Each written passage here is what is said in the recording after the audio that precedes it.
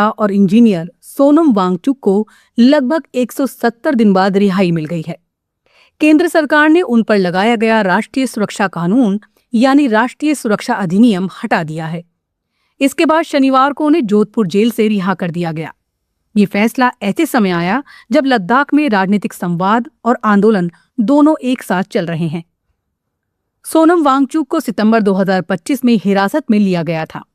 उस समय वो लद्दाख को पूर्ण राज्य का दर्जा देने और संवैधानिक सुरक्षा की मांग को लेकर आंदोलन कर रहे थे।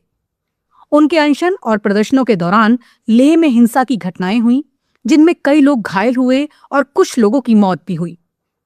इसके बाद सरकार ने उन पर राष्ट्रीय सुरक्षा अधिनियम के तहत कार्रवाई भी की।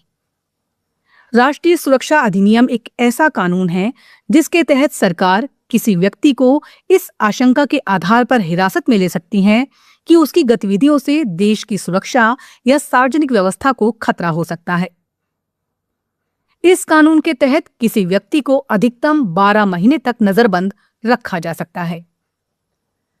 सरकार का कहना था कि लेह में हुए हिंसक प्रदर्शनों को देखते हुए सार्वजनिक व्यवस्था बनाए रखने के लिए ये कदम उठाया गया था।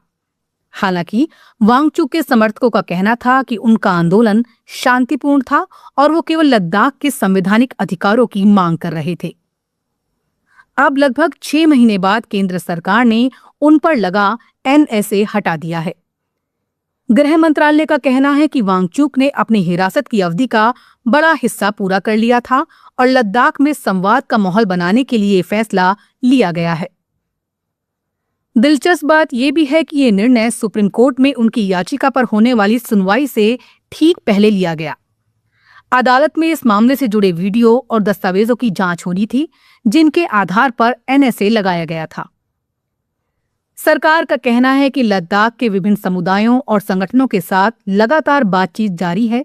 क्षेत्र में जारी आंदोलन और हड़तालों का असर स्थानीय अर्थव्यवस्था, पर्यटन और छात्रों पर भी पड़ रहा था। ऐसे में सरकार का उद्देश्य है कि संवाद के जरिए समाधान का रास्ता निकाला जाए।